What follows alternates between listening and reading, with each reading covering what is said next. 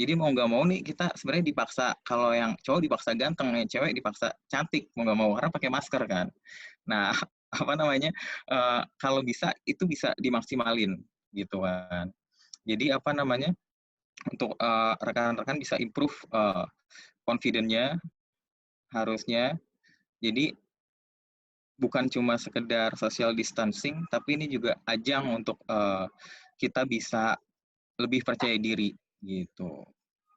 Yang selama ini punya less confident ya.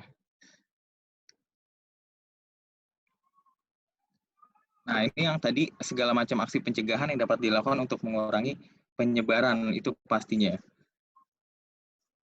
Dari yang PSBB hingga menghalangi perusahaan untuk bertemu tatap muka dan melakukan perjalanan bisnis ke klien, sehingga menurunkan engagement dari klien. Itu apa namanya, as a business owner, itu mempengaruhi banget. Kenapa? Karena sales kita atau konsultan kita engagement-nya berkurang. Tapi sebenarnya engagement itu bisa dibangun tanpa harus tatap muka.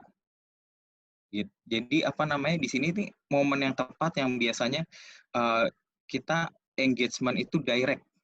Engagement itu langsung to the point. Tapi engagement ini bisa juga dengan momen yang tepat seperti ini, dengan nanya kabarnya seperti apa, kondisi perusahaannya seperti apa. Jadi kita bisa doing market research juga. Dengan ada COVID-19 di setiap industri itu seperti apa keadaannya. Dari sana kita bisa find out their needs gitu kan. Jadi nggak cuma sekedar selling a product, tapi juga needs-nya apa sih dengan adanya COVID-19 ini. Ya, jadi bisnis pun akan berinovasi. Nah, kita beralih ke bisnis. Kenapa? Karena dengan adanya regulasi pemerintah yang mau nggak mau membatasi, nah strategi bisnis ini akan berubah. Karena biar bagaimanapun, udah nggak relevan kalau kita pakai strategi bisnis yang masih bulan Januari atau Februari kemarin, karena sini udah ada COVID-19 gitu kan. Jadi udah susah pergerakannya. Beberapa perusahaan pendapatan, bukan beberapa, mostly perusahaan pasti turun pendapatannya. Nah, apa namanya, untuk itu strategi bisnis baru pasti diperlukan kan. Jadi apa namanya, mau nggak mau strategi bisnis juga harus berubah gitu kan. Business owner, pengusaha harus cepat tanggap dalam mengantisipasi ini semua.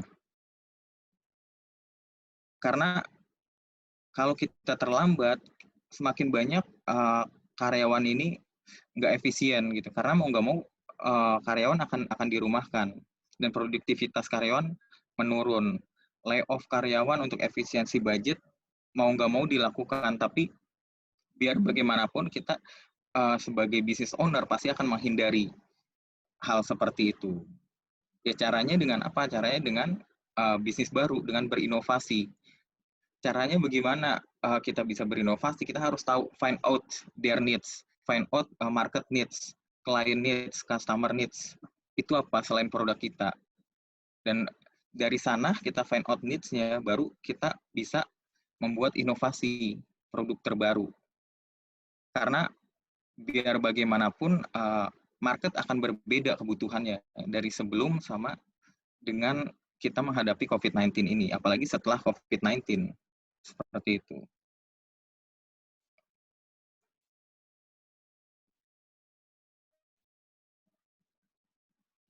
Nah, banyak juga pekerjaan yang mungkin sudah tidak ada lagi ke depannya, atau bahkan butuh waktu untuk bisa eksis kembali. Seperti udah pasti waitress, tour guide, hospitality industry, terus travel influencer. Banyak job-job yang butuh waktu untuk balik eksis. Kalau ini butuh waktu 2 tahun, mungkin di atas 2 tahun itu bisa eksis lagi. Jadi kita juga harus bisa sebagai karyawan bisa melihat seperti apa peluang pekerjaan ke depan gitu. Dan sebagai businessman kita juga harus bisa melihat inovasi apa yang harus dilakukan dari market needs yang sedang sekarang kita alami, seperti itu.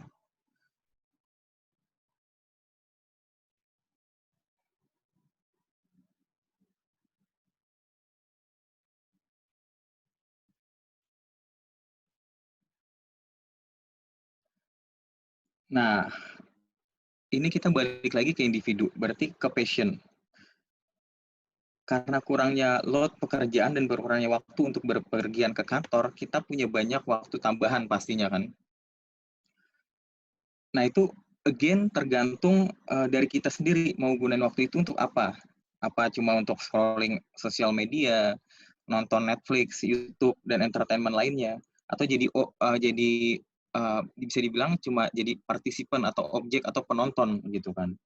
Nah, atau kita gunain waktu kita itu untuk ningkatin kemampuan diri dengan baca buku, ikut online training, dan lain-lain gitu. Jadi apa namanya, masih banyak edukasi lainnya yang bisa, dan ini sekarang banyak juga yang mungkin bisa dibilang tanda kutip gratisan gitu kan, mungkin dari LinkedIn, dari beberapa community yang kita bisa ikutin gitu. Jangan pernah mau untuk ngelewatin itu. Kalau ada apa ikut. Sampai sekarang pun saya masih ikut beberapa uh, training atau community yang harusnya. Jadi kita stay di rumah tuh nggak kosong gitu aja. Tapi juga ada yang bisa kita improve in term of knowledge. Nah, the pointnya is how to get a skill who can make money fast ke depannya. Gitu. Jadi apa namanya? Yang ke depannya itu kita akan moving ke skill. Skill apa sih yang dibutuhin untuk ke depannya ini kita bisa growing di satu sisi sesuai passion dan bisa buat making money juga gitu kan. Karena kita nggak tahu nih pekerjaan kita nih sampai kapan pastinya kan, dan sebagai business owner kita juga nggak tahu bisnis kita nih sampai kapan gitu, dan karena COVID-19 ini selesainya kapan gitu. Seperti itu. Nah, kita untuk pertama-tama sebagai individu kita udah harus pasti identifikasi skill apa yang dibutuhin. Namun masih belum ada di diri kita sendiri. Kemudian kita coba ikut training online untuk ningkatin skill tersebut. Karena setelah COVID-19 ini berakhir, kita pasti lebih punya pengalaman dan bisa perform. Jadi banyak kita mungkin dari kita ada yang punya skill dulu main gitar gitu kan. Cuma sedikit, cuman karena waktunya kita nggak ada, uh, itu nggak fokus lagi gitu kan, atau nulis buku. Nah karena waktunya nggak ada itu nggak fokus. Nah ini momen yang tepat untuk bisa seperti itu, untuk bisa go online teach gitar misalnya, go online uh, terus find out mencari tahu apa yang bisa kita ajarin ke orang lain gitu. Jadi in term of skill, kedepannya pun lebih ke internet skills. Itu udah pasti. Sebagai business owner, kita hiring people udah pasti based on itu. Kemampuan dia internet skill. Orang yang bisa edit video misalnya. Orang yang bisa create sales funnel. Dan orang dengan lebih ke punya IT degree compare to philosophy degree. Karena kedepannya di sana bakal akan growing pekerjaan seperti itu. Nah, again, balik lagi ke company. Inovasi ini selalu dibutuhkan gitu kan. Business is about innovation, itu udah pasti. Gitu. Jadi, ini agak-agak susah kalau company tetap nggak fleksibel, nggak mau mengikuti perkembangan market. Seperti yang tadi saya bilang, kita harus find out market needs, kita harus find out client needs, kita harus find out customer needs, dan kita harus follow juga. Mungkin lebih gampangnya kita bisa lihat regulasi. Kalau ada apa namanya regulasi terbaru, misalnya seperti regulasi OJK terbaru, misalnya di dunia insurance, apa premi harus pakai bahasa Indonesia. Berarti kan selama ini bahasa Inggris atau ada yang bahasa asing gitu. Berarti translation bisnis ini akan growing juga ke depannya seperti itu. Jadi kita harus follow, harus punya inovasi dan find out what is exactly their needs gitu kan in the market.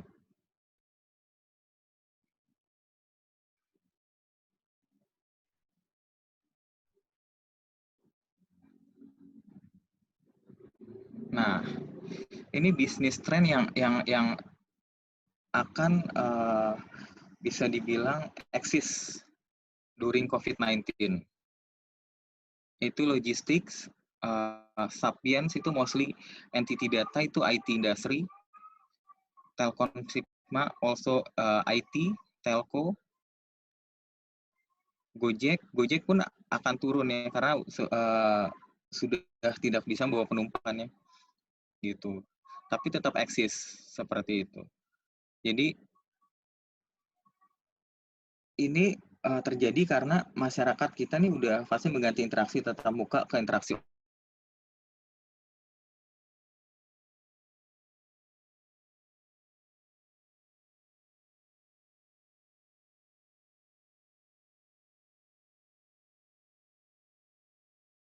online, e-commerce ya, itu udah pasti kebutuhan kita. Dan dengan pandemik ini kita sudah tidak bisa bertatap muka, jadi mau nggak mau ya bisnis inilah yang akan growing during the pandemic, termasuk beberapa vendornya pastinya.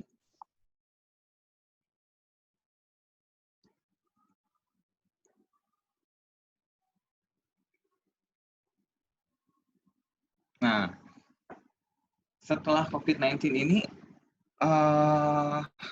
semua orang akan punya virtual experience ekonomi. Kenapa? Karena dunia digital lebih dari alat atau hiburan. Bisnis akan menciptakan inovasi untuk membuat konsumen merasakan pengalaman virtual sebanyak pengalaman mereka di dunia nyata. Jadi ini artinya setelah COVID-19 akan ada perubahan perilaku konsumen yang signifikan.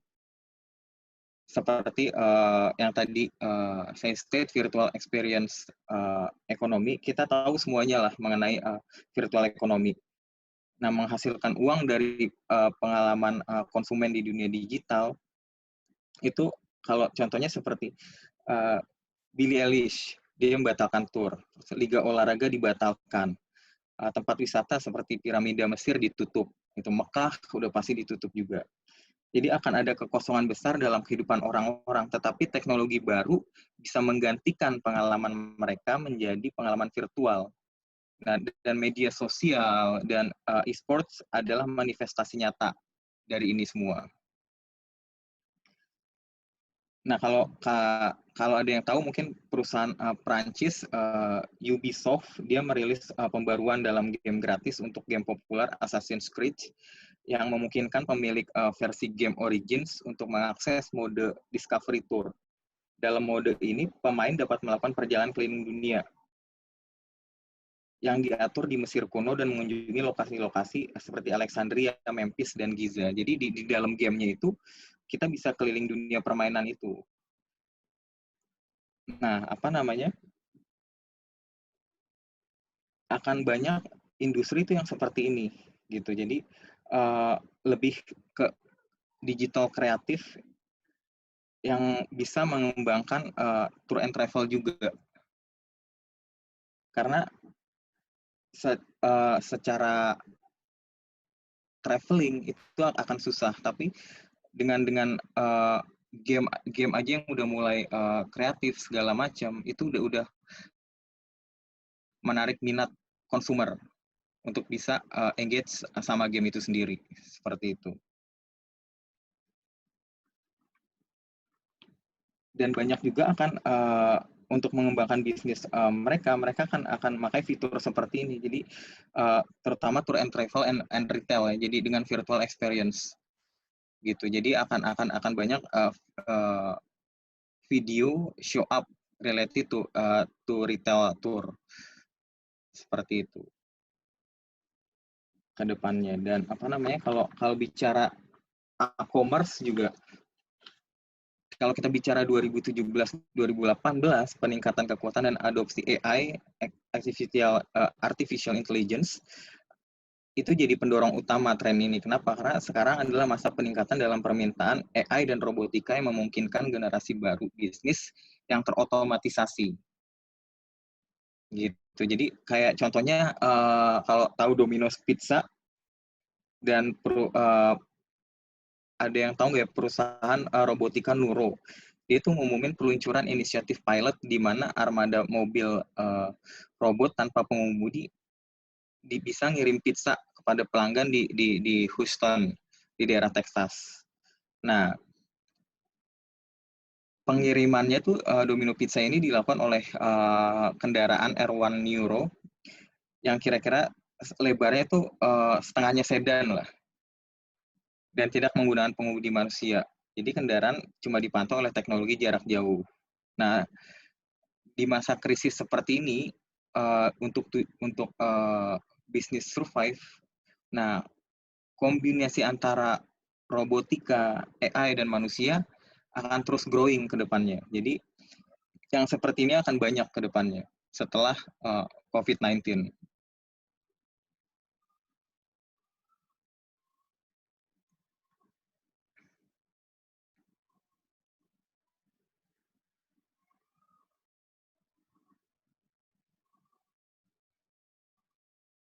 Nah, mungkin ini untuk yang terkena dampak langsung dari COVID-19 ya. Jadi apa yang bisa kita lakukan gitu, terutama bagi orang yang sedang mencari kerja, ada beberapa hal yang bisa dilakukan itu seperti mengerti landscape industri yang terjadi, bisnis mana yang berkembang, mana yang mati, terus di bisnis itu dibutuhkan skill seperti apa, dan kita harus start to change gitu, memulai perubahan. Jadi kita harus mengerti shifting industri ke arah digital. Banyak perusahaan tradisional seluruh industri yang akan menggunakan IT dan otomatisasi digital karena mereka telah pastinya belajar dari krisis ini, identifikasi perusahaan mana yang berkembang, mana yang enggak. Gitu. Jadi kita harus do market research lagi, landscape bisnis seperti apa yang growing seperti itu. Dan of course related to our passion pastinya kan. Gitu. Nextnya kita harus tahu nih apa namanya skill yang dibutuhin yang masih relevan sampai 2030 gitu. Jadi apa namanya skill ini masih relevan nggak mau kita harus improve gitu. Kalau misalnya di IT kita udah belajar Java, C#, tapi saat ini itu udah nggak relevan. Kenapa? Karena udah ada Golang, Google Language segala macam. Nah itu kita harus improve gitu. Jadi mau nggak mau bukan cuma bisnis yang berinovasi, tapi sebagai individu skill kita harus improve juga gitu. Dan apa namanya jangan pernah berhenti untuk belajar. Find out apapun yang kita suka, apapun yang kita ingin jalanin, coba jalanin. Kalau cuma bisa nulis, coba aja apa namanya nulis buku, coba aja apanya do something yang berbeda. Kita bisa sharing a poetry misalnya atau apa gitu kan. Jadi skill apapun itu, selama itu passion kita dan setelah kita research tadi dibutuhkan oleh market itu still relevan di tahun 2030. Nah, apa namanya, skill ini kita nggak bisa nunggu. Kita buktinya nggak tahu kan, kayak Desember, Januari kemarin akan ada COVID-19. Jadi kita nggak bisa nunggu kapan skill itu kita harus kembangin. Jawabannya ya now, sekarang, gitu kan. Jadi kita harus kembangin skill kita itu ya sekarang buat to-do list untuk personal development kita. Apalagi sekarang kita masih working from home. Emang walaupun ya kadang working from home pun kelihatannya aja working from home, tapi untuk yang bekerja malah kerjanya malah lebih banyak. Kadang Sabtu Minggu juga masih digangguin bos segala macam. Tapi kan kita bisa manage time management kita untuk bisa buat personal development. Nah, untuk yang mencari kerja atau mencari better opportunity ke depannya, resume ini masih penting, profil kita ini penting. Kenapa? Apa namanya?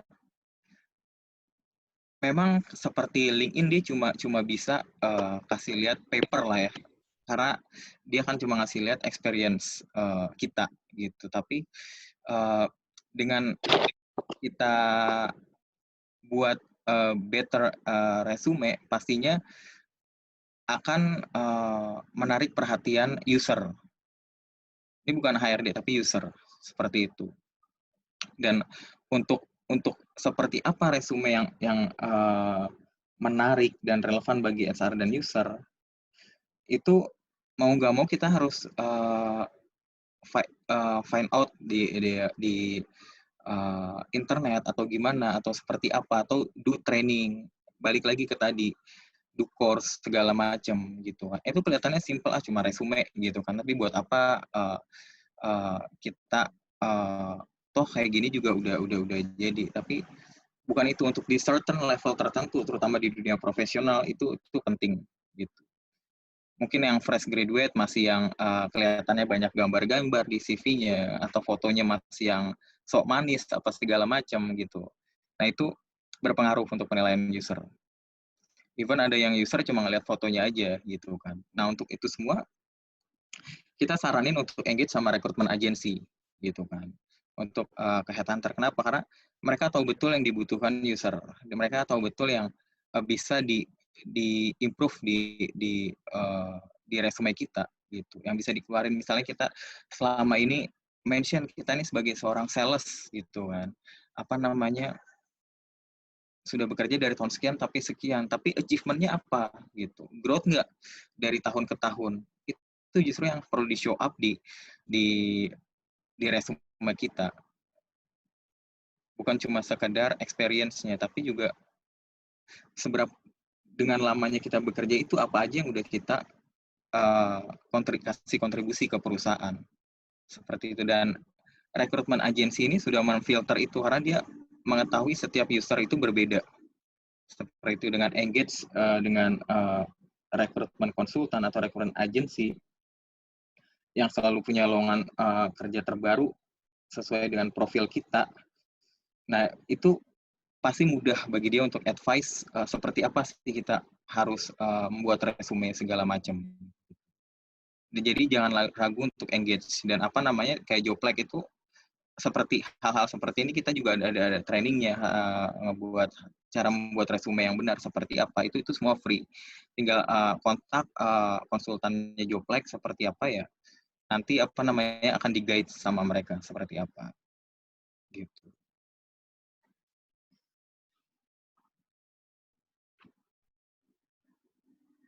Nah, again, kalau saya apa namanya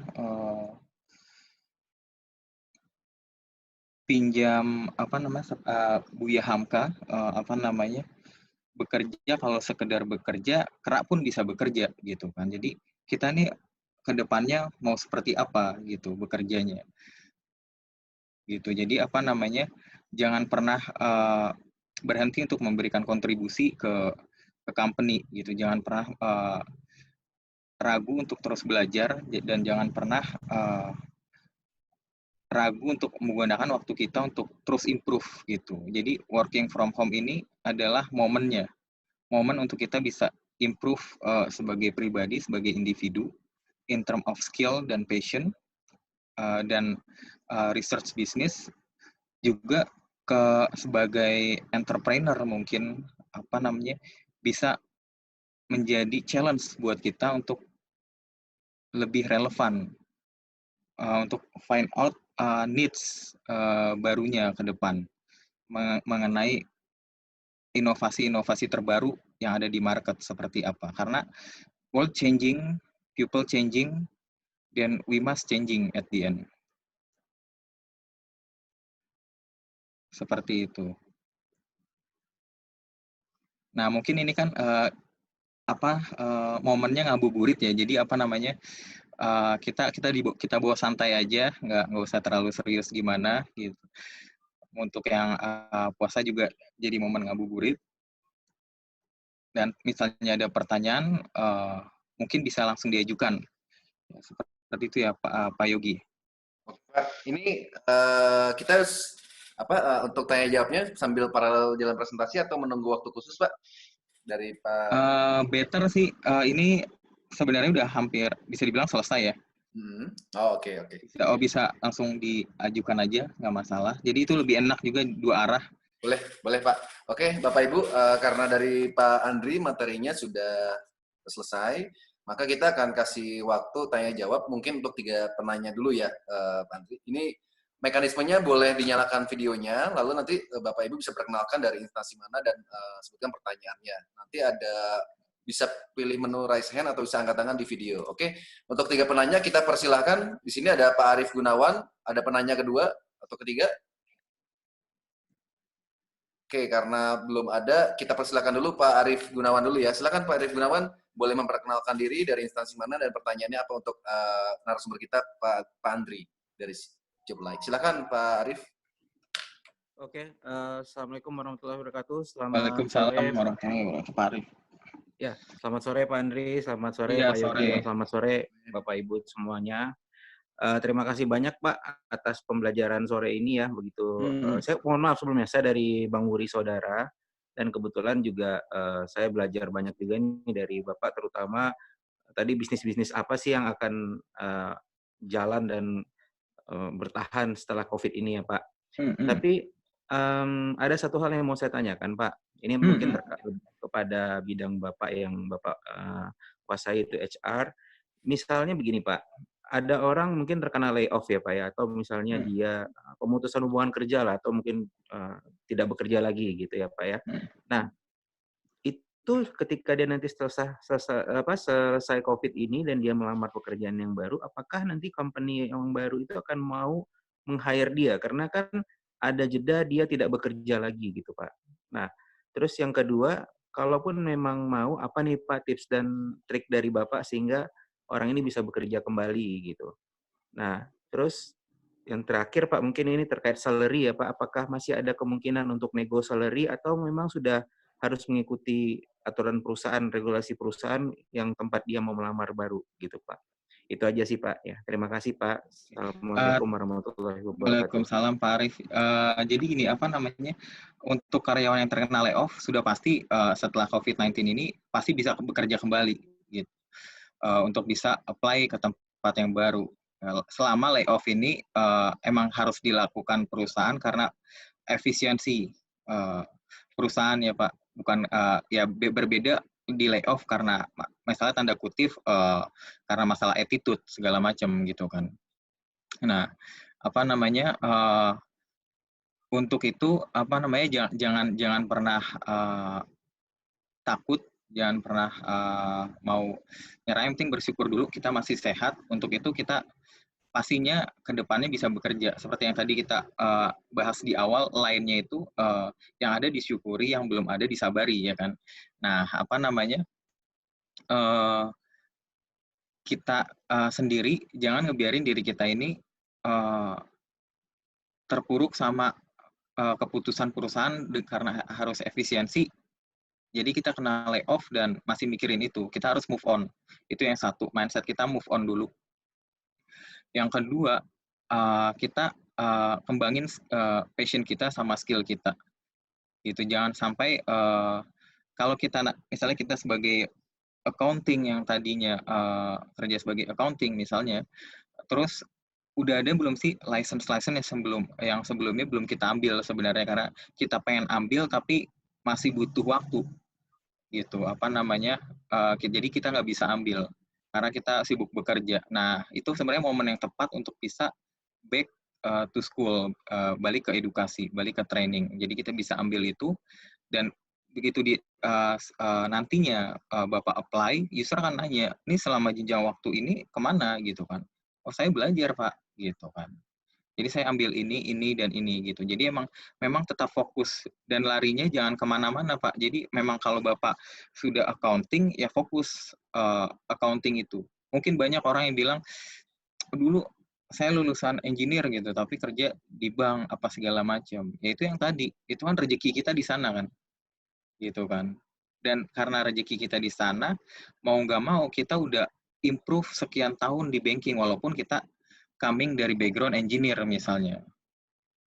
Gitu kan. Mau nggak mau itu udah jadi kesehariannya kita, gitu.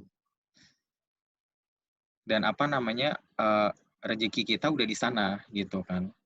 Dan itu gimana kita membuat itu menjadi passion, gitu. Jadi passion itu sebenarnya bukan sesuatu yang dikasih gitu, tapi passion itu sesuatu yang kita nikmati gitu kan. Hadir di diri kita dan kita nyaman dan dari sana kita bisa making more money gitu. Dan tetap fokus. Dan kedua adalah mengenai salary tadi, Pak. Jadi setelah Bapak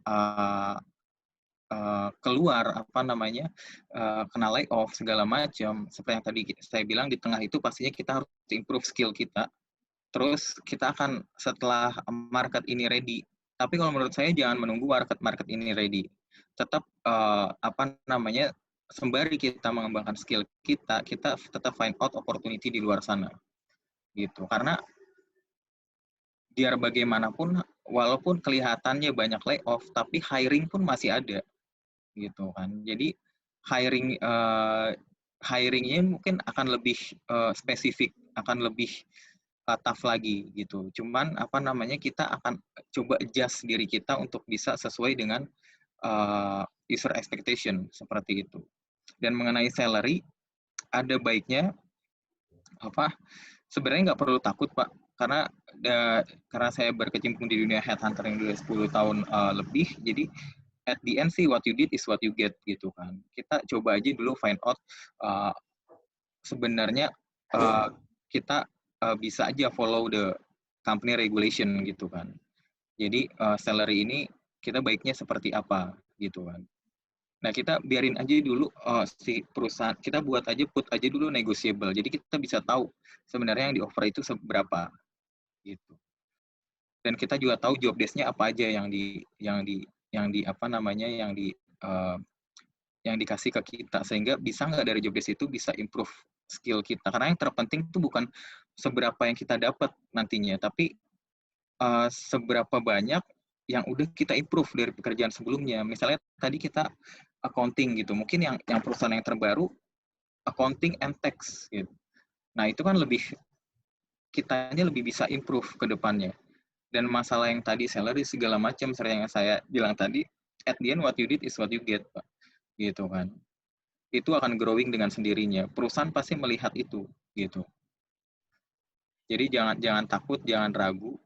Tapi tetap misalnya Bapak harus kita diharuskan put aja last salary Bapak berapa, kan nanti ada itunya ya Pak ya, slip gaji segala macam, put aja berdasarkan itu. Tapi kalau ekspektasi kita bilang aja negotiable gitu kan. Kita find out dulu seperti apa di sana gitu kan. Dari pekerjaan yang baru itu kita bisa improve nggak skill-nya gitu. Seperti itu Pak Arif. Ada concern lain Pak? Berarti kesimpulannya nggak masalah ya Pak, walaupun orang terkena layoff ataupun tidak bekerja lagi, masih ada opportunity untuk apply di perusahaan baru dan ada opportunity juga user baru akan mau terima gitu ya Pak? Iya, gitu.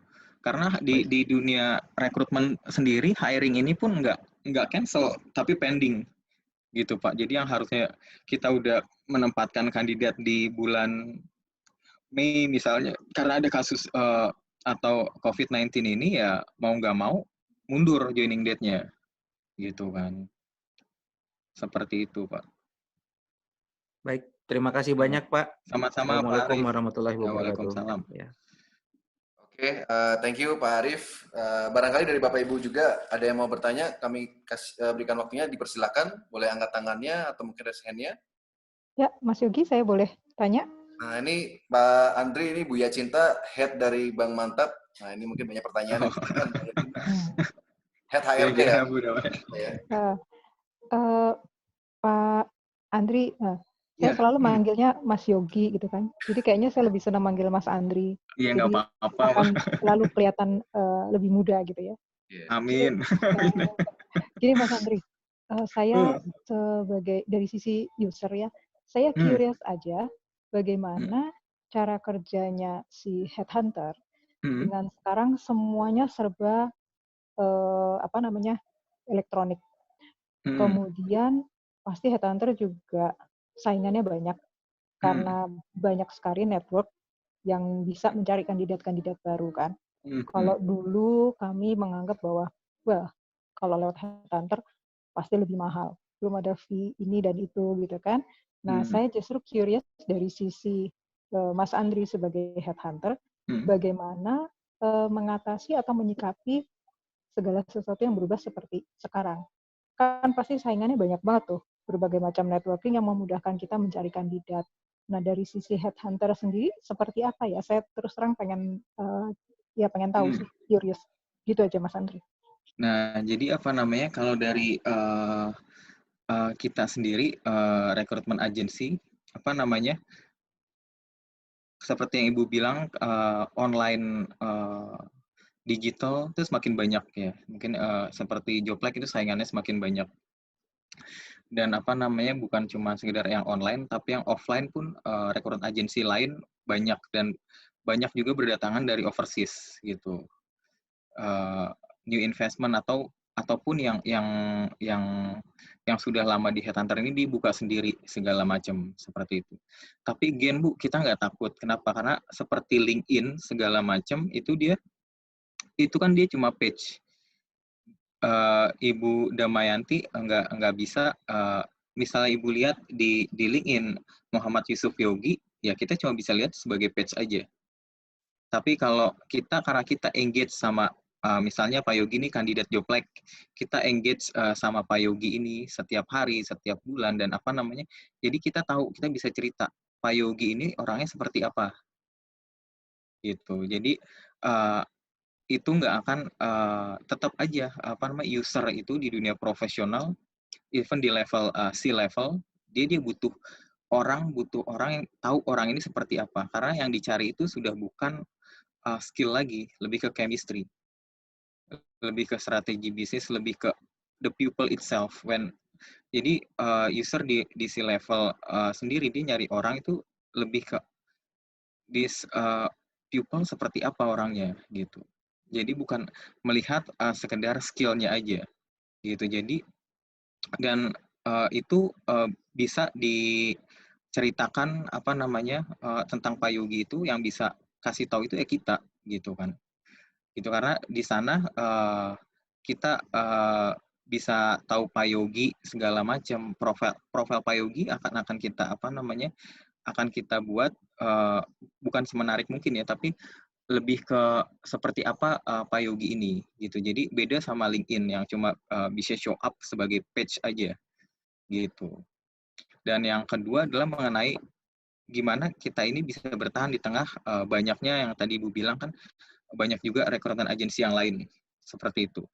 Nah, kalau di Joblek sendiri kita ada 8 divisi, Bu. Jadi ada oil and gas, ada mining, ada banking pun ada gitu kan. Dan ada trading and manufacturing, ada Japanese account. Jadi perusahaan-perusahaan manufaktur di sana, terus ada Bekasi tim, ada retail, ada EPC juga. Jadi divisinya banyak, dan orang-orang di sana di tempat kita rekrutmennya emang sudah berkecimpung di dunia itu lama gitu. Jadi kalaupun dia jadi rekrutmen sebelumnya dari corporate, itu corporate-nya di mining, ya kita taruh di mining karena itu expertise mereka yang bisa menjelaskan posisi ini gitu. Dan yang di banking pun nggak bisa dia menjelaskan posisi yang lain. Jadi emang kita specialized industry di sana, itu yang membedakan Joblek sama yang lain. Di sisi lain kita Joblek punya job portal sendiri, punya database sendiri yang setiap bulan tuh udah 10 million page yang melihat seperti itu. Dan kita memang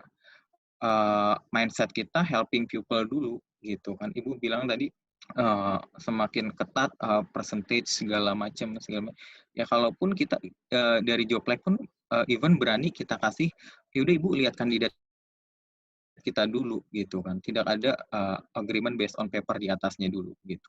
Jadi gue rasain dulu seperti apa, toh ya mindset kita helping people dulu gitu kan, seperti itu yang membuat kita beda sih, dan berani maju lagi ke depannya gitu. Oke. Menarik ya Mas Andri. Satu pertanyaan saya lagi adalah bagaimana caranya si headhunter itu mengumpulkan atau menarik talent itu hunting sendiri, atau memang ada orang-orang yang menawarkan diri, artinya ke tempatnya, ke job like atau Mas Andri, gue pengen dong cari kerjaan yang gini, bisa lewat mana? Gimana sih mekanismenya? Jadi gini Bu, di kandidat sendiri kan kita ada pasif kandidat dan aktif kandidat. Nah, pasif kandidat ini yang memang aktif kandidat ini yang mungkin kita kan channelnya ada yang kita taruh juga di joblike.com ketika kita dapat yang untuk posisi yang tidak konfidensial ya, yang dibutuhkan. Nah, itu ada yang aktif kandidat di apply. Seperti itu, entah itu kandidat baru dari luar Joblike atau kandidat yang di dalam Joblike itu sendiri. Nah, itu kita sebut aktif kandidat. Adapun yang dia mungkin via LinkedIn mereka apply, atau dari network kita sendiri masing-masing konsultan di apply, itu aktif. Tapi ada yang namanya pasif kandidat. Pasif kandidat ini yang sebenarnya dicari oleh mungkin company Ibu juga cari, bank biasanya nyari banyak lah ya, related to RM segala macam ya kan. Yeah. Nah, sampai ke level VP, terutama di line sales ya Bu, karena dia kan bring money ya. Nah, itu kita akan mapping dari sana. Jadi di bank buku 3, buku 2 apa aja banknya, ada orang seperti ini, namanya sekian, range salary-nya sudah sekian gitu. Nah, dari sana kita udah mapping. Dan dari sana itu namanya pasif kandidat kita sebutnya. Dan untuk itu kita harus convince kandidatnya dengan ya banknya Ibu mungkin sedang growing, sedang yang lebih bisa belajar banyak si kandidatnya di tempat yang baru gitu. Seperti itu Bu, lebih ke talent mapping kalau yang pasifnya. Oke. Ya, makasih Mas Andri, makasih Mas Yogi. Saya dapat gambarannya jadinya. Sama-sama. Dunia headhunter gitu ya. Baik, nanti mungkin setelah ini barangkali ada kebutuhan lebih lanjut, kita akan hubungkan ya Bu Yasinta dengan Pak Andri. Oke. Oke, thank you. Thank you. Oke, Bapak Ibu, kita masih punya waktu lagi sekitar 1 jam. Kita bisa manfaatkan di sini. Oke, Pak Lemon, silakan Mas Lemon. Ada yang mau ditanyakan? Silakan. Selamat sore Pak Yogi, Pak Andri. Iya, gimana Pak Lemon? 15 tahun pertama karir saya itu di dunia multi-finance, financial service ya. Oke. Lalu 5 tahun ini saya ke otomotif. Sebenarnya masih related. Pembiayaan mobil, terus sekarang ke mobilnya. Nah, saya mau tahu dari pandangan headhunter, orang yang shifting industry itu bagaimana ya, kalian yang shifting industry?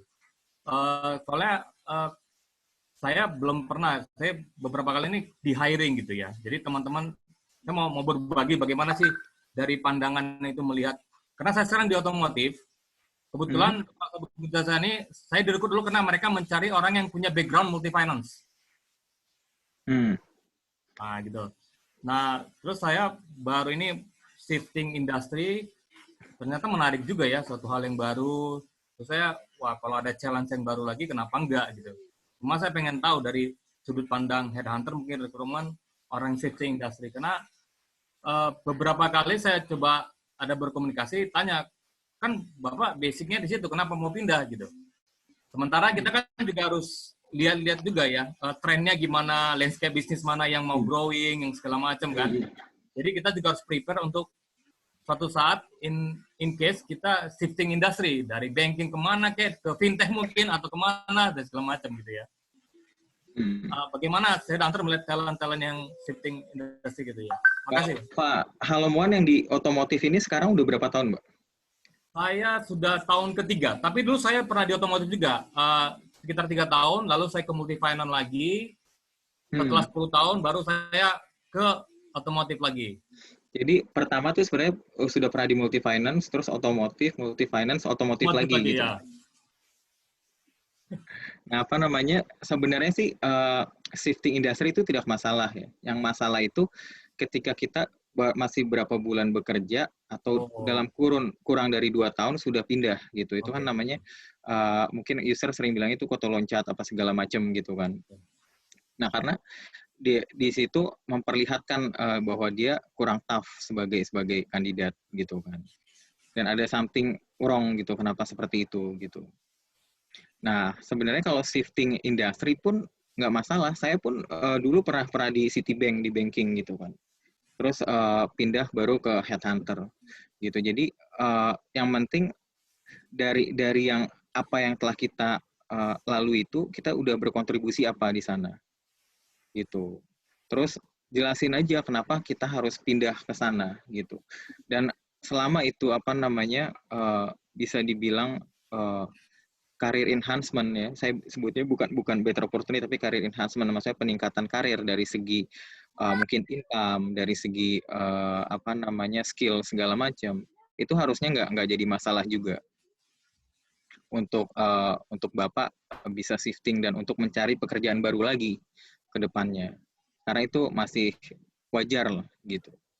Tapi yang nggak wajar itu baru 3-4 bulan kerja pindah, berapa bulan kerja pindah, beberapa bulan kerja pindah, atau kurang dari 2 tahun sudah pindah-pindah gitu kan. Concernnya durasi bekerja di satu tempat itu ya? Iya. Itu kritikal sekali ya? Itu kritikal karena user akan ngelihat, terutama kalau perusahaan, karena Joplek ini kita Jepang juga, dia akan melihat gitu kan. Jadi mostly 70% klien kita ini Jepang gitu. Jadi apa namanya, dia akan melihat, dia akan nggak mau ngelihat orang yang pindah-pindah gitu, karena culture di Jepangnya sendiri pun sekali kerja ya udah kerja di tempat yang sama terus gitu kan. Kalaupun pernah pindah itu setelah 5 tahun atau 10 tahun gitu kan. Nah, makanya mereka kalau begitu banyak saco atau direktur-direktur Jepang ke Indonesia, mereka bingung nih ngelihat CV-CV-nya gitu kan. Setahun udah pindah, 6 bulan pindah gitu kan. Nah, itu juga kita advise ke kandidat-kandidat, terutama yang apa namanya yang masih fresh grads itu kalau memang internship ya do internship dengan benar gitu kan. Jelasin itu internship, setelah itu move Alan milenial sekarang nggak ada loyalitasnya. yang baru apa seperti apa. Kenapa? Apalagi sekarang yang milenial ya, baru rekrut. Saya sering rekrut orang, ya waduh, ini baru berapa lama, udah berapa tempat gitu ya. Mereka sih ringan-ringan aja. Kalau kita dulu mikir-mikir panjang mau pindah ini. nggak gitu ya. Iya, itu yang apa namanya jadi kendala di fresh graduate sekarang. Kenapa? Karena ya mungkin mereka ngelihatnya mereka masih ngelihat brand gitu kan. Karena banyak yang ngelihat mungkin dari startup kecil terus pindah lagi cepat ke startup yang lebih besar gitu. Terus ke startup yang lebih besar lagi gitu. Masih melihat seperti itu, tidak melihat ke depannya saya mau jadi apa gitu kan. Saya mau skill saya di mana, sesuai background saya atau tidak atau apa gitu. Itu sih kendala fresh graduate kita sekarang gitu. Tapi di Joplek sendiri kita sudah mengarahkan itu semua sih. Once mereka apply, kita bukan cuma sekedar menerima CV-nya aja, tapi juga kita kasih one day training seperti itu. Jadi kedepannya secara hard skill atau soft skill itu seperti apa dan mau jadi apa, jangan sampai merusak karir mereka sendiri gitu kan. Seperti itu. Ada lagi Pak Halomuan? Ya, makasih Pak. Sementara itu aja. Ya. Oke, Bapak Ibu barangkali ada pertanyaan lagi. Kita masih punya waktu sekitar 40 menit lagi. Kita bisa maksimalkan acara ini. Ya, silakan Mas Wisnu dari Bank Mandiri, mungkin boleh memperkenalkan diri, lalu sebutkan pertanyaannya. Selamat siang, Mas Yogi, ya. Dan Bapak CEO dari Joplek. Perkenalkan, saya Wisnu, saya dari Bank Mandiri. Mohon maaf, saya tadi nyimaknya agak telat, Pak. Cuman saya pengen tahu aja, ini pertanyaan yang mungkin ada di benak saya dari semenjak saya fresh graduate, Pak ya. Nah, saya ingin tahu, kalau headhunter ataupun perusahaan rekrutmen, itu ketika mensortir CV, baik itu pro hire ataupun fresh graduate sedemikian banyaknya, itu yang pertama kali dilihat dan menyeleksi bahwa ini adalah kandidat yang eligible untuk bisa untuk bisa lanjut ke step berikutnya itu apa sih Pak biasanya Pak? Ini pas lagi fresh graduate ya Pak ya? Bapak apa gimana? Apapun itu, baik itu fresh graduate ataupun pro hire Pak. Atau kalau misalnya untuk pro hire sebenarnya yang sangat berpengaruh signifikan adalah referral dari person yang mungkin sangat berpengaruh gitu, atau mungkin person yang mungkin di bidang industri itu cukup dilihat gitu Pak. Seperti apa Pak kira-kira Pak? Ya, jadi apa namanya, kalau referral segala macam itu sebenarnya begitu company menggunakan recruitment agency, kita dilarang untuk user ini, mungkin ada user yang ngasih juga ke kita gitu kan, referral gitu. Dalam tanda kutip kan jadinya kayak kolusi juga Pak ya, maksudnya dia nggak hire langsung tapi lewat headhunter, tapi misalnya dikasih ke saudaranya gitu kan. Dan apa namanya, itu kita hindari banget gitu. Tetap kita akan melakukan step by step dari awal. Dari kita terima CV, dia harus kirim CV dulu, dia harus kirim ijazah segala macam, dan kita do reference check dulu gitu. Baru kita proses ke tahap interview dengan konsultan kita yang sesuai industrinya masing-masing. Setelah itu kita akan coba manage profile mereka, dan kita kasihkan, maksudnya kita infokan ke usernya, gitu. Seperti apa hasilnya, gitu. Jadi, walaupun ada juga yang seperti itu, dia ngasih referral ke kita, gitu kan. Dia mencari misalnya sales manager, gitu kan. Nah, ada saudaranya yang sales manager, walaupun di beda industri, gitu.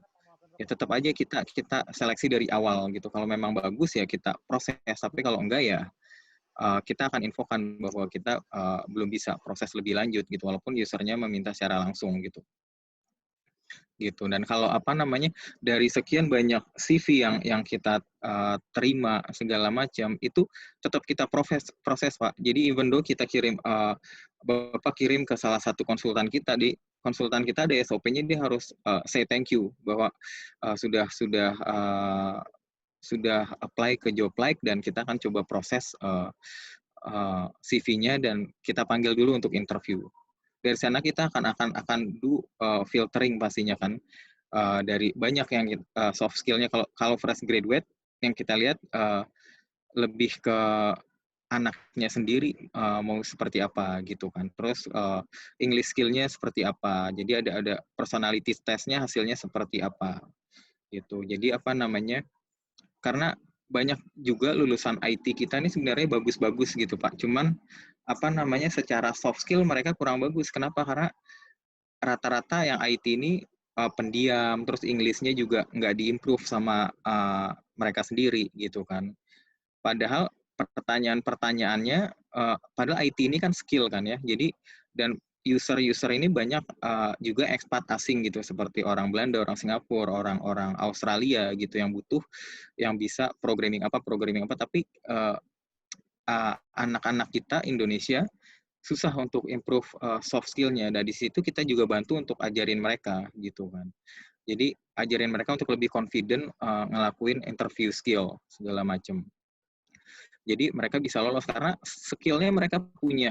Kalau ditanya biasanya tes IT itu kan dikasih dulu Pak ya, dikasih online test lah, seperti itu. Mungkin dikasih online test orang Indonesia sama orang Australia atau orang Singapura. Kita selalu bisa selesai duluan dan bahkan lebih baik gitu. Tapi begitu masuk ke sesi selanjutnya, interview, nah ini yang susah gitu. Kenapa? Karena secara range salary kita lebih rendah kan ya, daripada Singapura segala macam. Cuman English communication skill kita ini yang agak sulit untuk bisa dibilang compete sama mereka. Jadi banyak yang gugur di fase interview, dan di situ kita coba bantu mereka agar bisa lebih confident gitu, agar bisa improve soft skill-nya. Nggak cuma bahasa Inggrisnya aja, coba bahasa Indonesianya yang benar seperti apa gitu kan. Attitude-nya juga ketika interview gitu. Itu kita semua kita bantu improve gitu. Karena sayang sekali dengan skill dan kemampuan mereka yang di atas rata-rata, tapi harus fail di level interview sama user yang mungkin harus melewati ekspatriat gitu. Seperti itu. Oke. Berarti kalau saya dengerin profil dari Joblike tadi kan, selain menyediakan jasa untuk rekrutmen, juga menyediakan jasa kayak career development ataupun self development. Tapi kalau dari penjelasannya tadi kan itu untuk yang fresh graduate ya. Kalau yang experience di Joblike, apakah ada programnya juga? Ada Pak. Dan jadi apa itu? Jadi gini, untuk pro hire pun misalnya Bapak sales manager atau SR manager atau accounting manager, kita akan interview. Di interview pertama ini bukan kita mau mengolok-olok Bapak apa gimana, enggak gitu. Jadi di situ pun kita akan evaluasi proses interview gitu. Jadi karena even though dia SR manager tapi jarang interview orang, jarang berbicara, itu akan mempengaruhi soft skill-nya dia gitu. Jadi di sana kita akan coba perbaiki. Jadi yang kita perbaiki banyak soft skill-nya, hard skill-nya pun yang bisa kita perbaiki. Dan termasuk resume dan profilnya dia gitu. Jadi dari cara berpakaian segala macam. Karena sayang misalnya ada sales manager jualannya bagus, tradisional market, cuman karena terbiasa dealing sama tradisional market yang di pasar-pasar basah, pasar-pasar becek gitu, tapi penampilannya agak-agak kusuh kan ya, ada agak-agak nggak profesional, itu pun kita infokan ke kandidatnya. Pak, better seperti ini gitu kan, better seperti ini gitu. Jadi itu semua kita improve gitu. Jadi kalau Bapak Wisnu ada waktu mungkin bisa ke job like lah ya. Tapi kita masih working from home Pak ya, jadi mungkin Juni atau Juli ya. Boleh nanti lewat Mas Yogi, Online aja, online. Sama saya mau tanya juga Pak Andri. Saya kan kebetulan bidang yang saya geluti saat ini, saya di Bank Mandiri kan saya 3 tahun di bisnis unit, dan sekarang jalan tahun 4 di risk management. Jadi kalau di pilar kredit atau lending, mungkin 2 pilar di sisi bisnis dan risk management selama ini saya sudah cukup involved. Maksudnya sudah sempat involved selama di Bank Mandiri. Nah, saya ingin tahu Pak, mungkin Bapak juga kan selama ini banyak penerimaan kebutuhan terkait rekrutmen di perusahaan-perusahaan yang menjadi klien Bapak. Saat kondisi pandemik seperti ini kan banyak sektor yang terpengaruh ya Pak ya, baik dari sisi operasional ataupun dari sisi bisnis. Dan kami dari risk management sendiri kan berkembangnya organisasi risk management itu kan tergantung dari berkembangnya organisasi bisnis. Dan saat ini kan banyak perusahaan yang menghold expand dari sisi bisnis growing-nya atau dari sisi pertumbuhan bisnisnya. Nah, view Bapak atau Bapak melihat saat ini kebutuhan terkait risk management saat ini seperti apa sih Pak? Dan ke depannya, after pandemi COVID-19 ini, kira-kira risk management yang dibutuhkan itu akan seperti apa sih Pak? Pak Andri? Mungkin Pak? Nah, Pak Wisnu jadi kalau bicara mengenai risk management, justru di saat momen seperti ini, satu-satunya divisi yang growing itu risk management, Pak. Gitu. Kenapa? Karena resikonya banyak. Kalau Bapak tahu, mungkin karena Bapak banking pasti tahulah peraturan POJK nomor 11 2020 tentang restrukturisasi atas kredit ya kan. Nah, di situ kan lagi banyak kan orang ini nggak mampu melanjutkan cicilan, itu udah pasti in term of leasing atau kredit KPR atau jenis fasilitas lainnya lah gitu. Nah, di sana dengan adanya restrukturisasi yang massal, itu udah pasti risk management dibutuhkan sekali. Gitu. Ada yang mungkinnya tadinya RM dipindahin ke divisi risk management yang ada. Gitu. Karena agak susah untuk jualan, even though itu untuk lending ya. Gitu.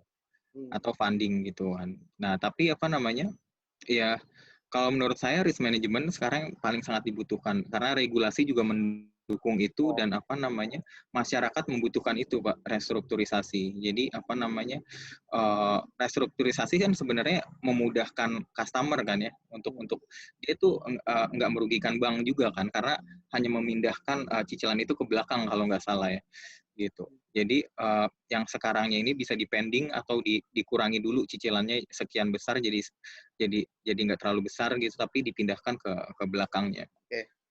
Jadi artinya kebutuhan kliennya Pak Andri ini, kebutuhan perusahaan kliennya Pak Andri untuk bidang risk management sampai saat ini masih ada ya Pak ya, berarti Pak ya? Masih Pak, bahkan lebih tinggi.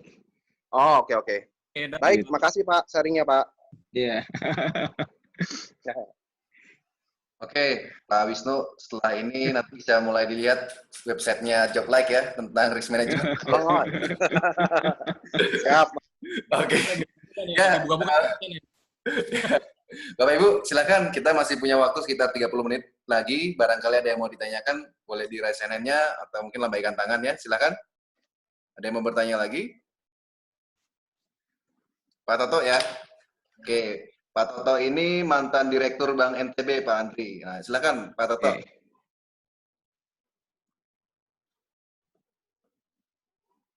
Pak Toto, sorry suaranya belum terdengar Pak Toto. Mute kali enggak? Oke, silakan Pak Toto. Ya, ya. Selamat sore. Assalamualaikum warahmatullahi wabarakatuh. Mas Andri, saya cuma mau tanya ini aja ya, mungkin ini agak sedikit urusan dapur ya. Kalau kalau untuk hire misalnya pegawai ya, itu biasanya fee-nya itu berkisar berapa gitu ya, persentase mungkin dari sisi ininya, apakah dari nominal nantinya apa namanya si kandidat tersebut gitu. Kemudian apakah menjadi beban kandidat atau menjadi beban si perusahaan, dan biasanya untuk sampai berapa lama gitu pembebanan fee itu? Apakah sesuai dengan kontraknya ataukah hanya one shot atau berapa kali? Gitu. Terima kasih. Jadi kalau di Jobline sendiri itu tergantung ini Pak, apa namanya level dan apa namanya industri masing-masing itu beda gitu kan. Nah, kalau Bapak tanya range-nya nggak masalah sih. Maksudnya saya buka aja itu di range 20-25% dari total annual gross salary si kandidat. Dan yang bayar itu bukan kandidat, tapi klien gitu. Dan apa namanya, klien pun dapat garansi one time placement untuk 3 bulan pertama gitu. In term of kandidatnya tidak perform atau seperti apa. Gitu. Dan itu dibayarkan untuk berapa kali biasanya? Untuk sekali saja, sekali gaji atau berkali-kali? Sekali aja Pak, di awal. Di awal. Jadi kita beda sama outsourcing. Outsourcing pun kita ada gitu. Cuman kalau outsourcing kan fee-nya bisa 10 atau 15%, tapi kan dari monthly gross, dari monthly bulanan ya Pak ya dibayarnya. Ya, betul. Gitu. Gitu Pak Toto. Nah kalau headhunting itu cuma sekali aja di depan gitu, dan itu maupun outsourcing dan headhunter atau executive search kita bebankan ke klien bukan ke kandidat. Jadi kandidat sesuai gajinya di link sama klien berapa ya segitu yang dia terima, nggak dipotong apapun sama Jobline. Baik, terima kasih. Gitu Pak Toto. Terima kasih Mas Andri. Pak Toto sekarang kerja di mana Pak? Kan tadi bilang. Iya nih ada di beberapa, tapi ya sekedar ikut bantu-bantu aja. Ada juga saya daftarkan di situ sebagai ini dari Info Arta Pratama. Info Arta Pratama itu sebetulnya membawa ini apa namanya? Salah satunya Infobank gitu. Oh, media, yang majalah itu media. Ya, itu juga sedang shifting ke digital ya, karena media kan sudah banyak yang collapse juga. Iya Pak, jadi save paper juga sebenarnya sih Pak kalau ke digital. Iya. Iya. Baik, terima kasih. Oke, makasih Pak Toto. Oke, barangkali ada penanya berikutnya. Nah, di sini saya lihat ada Pak Gangsar, ada Pak Wisnu. Silakan Pak Gangsar. Ya, selamat sore Bapak Ibu. Salam kenal, saya dengan Gangsar. Ya. Saya dari Bank Mandiri Bandung. Halo? Halo, ya, Pak. Halo. Pak. Oh, ya. Ya, ini mungkin karena kan saya lama berkecimpung di banking operation ya. Kondisi digitalisasi sekarang sebenarnya gimana sih tren ke depannya di dunia usaha di luar itu terkait dengan banking operation, karena kan banyak yang shifting ke fintech gitu ya. Nah, itu. Tapi sebenarnya kalau dilihat lagi kan memang untuk yang level bawah itu memang masih memerlukan yang sifatnya perbankan yang tradisional ya, datang setor, ketemu orang, gitu, tarik, cek BG gitu kan. Ya mungkin kalau untuk ke digital tuh masih banyak yang belum lah ya, belum aware. Nah, ini mungkin barangkali ada insight tren kedepannya tuh seperti gimana sih gitu kan. Barangkali bapak-bapak kan ada yang lebih punya pengalaman di bidang lain ya. Kalau saya kebetulan dari awal sih emang di bank terus ya, jadi belum pernah ke bidang lain, jadi hanya fokusnya sudut pandang perbankan saja gitu. Terima kasih. Ya, Pak Gansar tadi ya Pak ya, kalau nggak salah. Ya, Pak. Ya.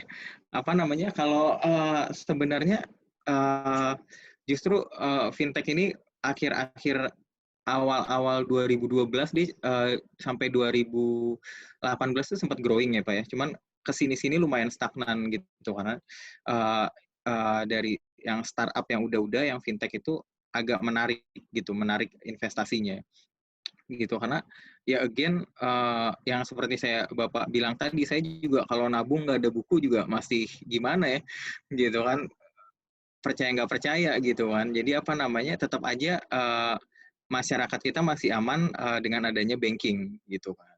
Walaupun ada fintech itu jor-joran gitu. Jadi jor-joran dalam arti ini Bapak tahu lah misalnya udah ada yang ngasih 30% cashback atau 50% cashback gitu. Even though ada yang ngasih sampai 90% cashback di awal-awalnya gitu. Dan itu kan persaingan yang nggak sehat hingga akhirnya menimbulkan apa namanya pengawasan penuh dari OJK, itu udah pasti gitu kan. Untuk fintech itu makanya license fintech ini belum ada yang apa namanya benar-benar 100%. Yang saya tahu cuma satu gitu yang depannya D itu apa namanya yang udah lumayan apa namanya dapat izin dari OJK gitu, dan yang lainnya itu masih proses dan banyak juga fintech. Jadi fintech ini ada ratusan Pak. Jadi kalau kita lihat di listnya OJK itu hampir 1000-an gitu kan. Dari A sampai Z itu hampir 1000-an di listing gitu. Cuman yang saya tahu yang baru benar-benar dapat license-nya cuma satu. Dan itu membuktikan satu hal, berarti trust-nya sendiri itu masih belum ada gitu kan. Di sana gitu. Dan emang walaupun banyak secara digital ada Bitcoin segala macam, tetap apa namanya yang dibutuhkan di kita bukan masalah online atau offline-nya, tapi bagaimana dunia banking atau fintech ini bisa memfasilitasi sampai ke level bawah, sampai ke petani itu gitu kan, sampai ke level yang seperti itu. Itu juga yang jadi apa namanya acuannya Joblike ke depannya untuk bisa ngebantu mereka gitu, karena banyak kalau kita jalan-jalan tuh di Jakarta di pinggiran kayak mungkin Bekasi, Tangerang, dibutuhkan tukang las segala macam, cuman itu nggak ada yang apply gitu. Tapi di daerah-daerah di Jawa pelosok-pelosok itu banyak yang bisa seperti itu. Tapi kan itu ada gap berarti kan antara needs-nya gitu dan demand-nya. Jadi itu sendiri kita masih ingin bukan cuma pro hire juga, tapi sampai ke level itu bisa saling membantu gitu. Jadi yang ada skillful bukan in term of education ya, tapi lebih ke skillful kandidat itu bisa kita provide juga ke kota-kota besar gitu. Dan di kota-kota besar nggak perlu sampai nulis butuh tukang las, butuh apa waitress apa segala macam gitu. Tapi itu sendiri udah bisa masuk gitu kan. Dan kalau saya sih masih percaya banking masih growing gitu ke depannya, walaupun fintech itu udah bertaburan di mana-mana, karena buktinya sampai saat ini cuma ada satu yang benar-benar bisa eksis secara license dan di-approve sama OJK, seperti itu Pak.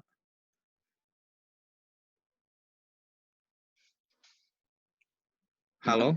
Sensor, cukup jawabannya? Ya, cukup. Terima kasih info ini ya, masukannya. Ya. Pak Andri, ini ada titipan pertanyaan Pak Andri. Ya, kebetulan kan kalau Indonesian Bankers Club ini Pak, kita sudah jalan kurang lebih 4 tahun. Salah satu kegiatan kita, karena saya passionnya di rekrutmen Pak, jadi saya suka bantu teman-teman yang sedang mencari kenaikan karir atau mencari pekerjaan baru, kita hubungkan dengan user atau recruiter yang ada di IBC Network ini.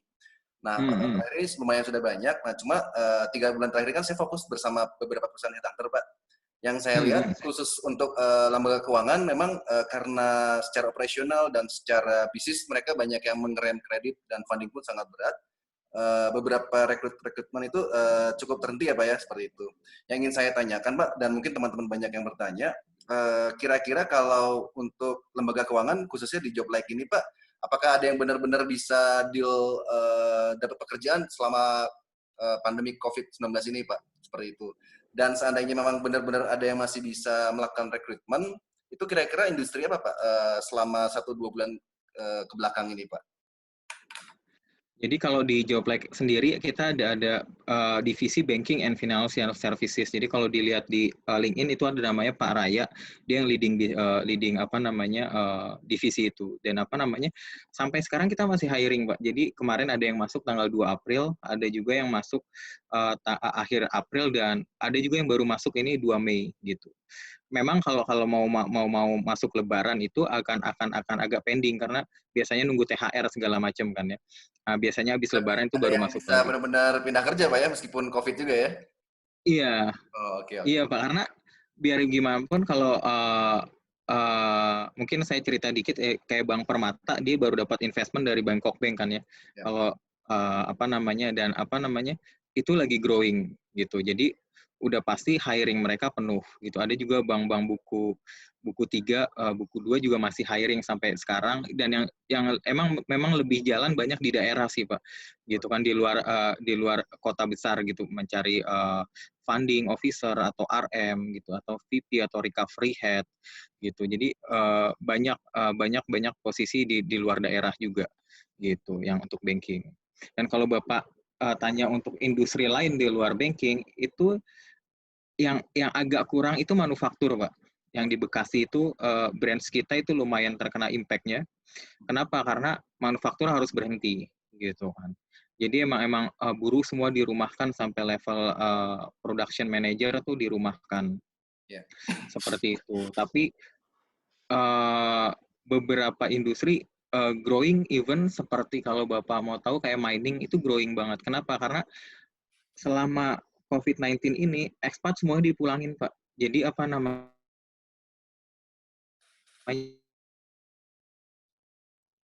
Aussie gitu kerja di mining kita gitu, kayak di British Petroleum atau di mana Exxon segala macam, atau di kalau Bapak tahu BP Tangguh di Papua, itu kita supply juga tenaga kerja sampai sana.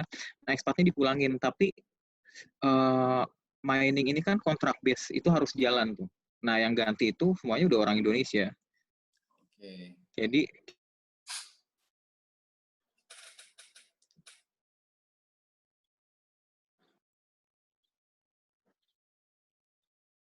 itu mah gua ke ujung-ujung Manado gitu. Oke Pak. Seperti itu Pak. Karena ekspatnya takut dengan COVID, jadi kesempatan buat Pak ya. Jadi ekspat itu emang diharuskan pulang jadi sama embassy-nya gitu. Oke, Pak. Pak, titip satu pertanyaan lagi nih Pak. Oke. 3 bulan terakhir ini karena saya kerjasama dengan headhunter, lumayan CV yang masuk ada 1000 lebih Pak. Tapi belum ada yang lolos. Mudah-mudahan nanti ada yang lolos ya Pak ya dari Joblike ya. Ini Pak, ini saya lihat beberapa teman-teman ini kan kalau melihat industri lembaga keuangan khususnya bank, memang kan cukup banyak tekanan Pak dari masuknya digitalisasi, lalu kebijakan regulator yang cukup makin ketat ya Pak ya. Di satu sisi mungkin beberapa teman-teman ini mungkin jadi kurang semangat di industri lembaga keuangan ini. Nah, pengalaman Bapak ketika membangun Joblike ini, apakah ada kesempatan Pak buat mungkin teman-teman yang ada di lembaga keuangan yang akhirnya dia bisa pindah ke industri yang lain Pak, lintas industri. Mungkin kalau fintech kan masih beririsan ya, tapi kalau akhirnya murni ke industri yang lain, apakah itu pernah ada terjadi, kemungkinannya seperti apa kalau menurut Bapak? Pernah Pak. Jadi emang kalau banking ini lebih banyak ke dunia consulting sih Pak. Jadi beberapa rekan saya kan dulu juga Citibank kan, ada beberapa rekan saya dari Citibank itu ke Accenture gitu. Jadi ke industri yang masih related sama dealing sama klien gitu kan.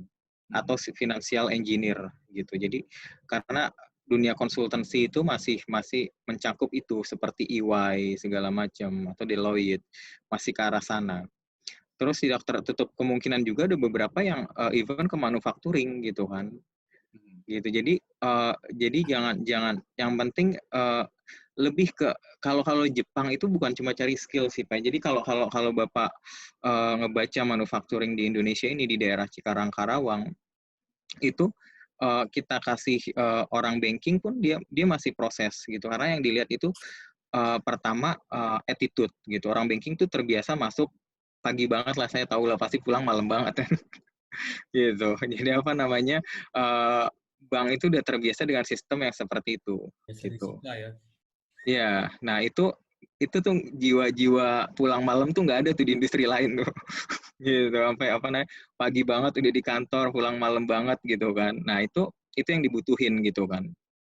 Nah, apa namanya, di sana masih ada yang pindah juga. Even ada yang pindah ke mining juga gitu. Karena di mining itu jadi jangan salah juga, mungkin kelihatannya cuma kayak dokumen controller nama posisinya, tapi bisa aja gajinya sama seperti yang di banking gitu, atau bahkan lebih besar gitu.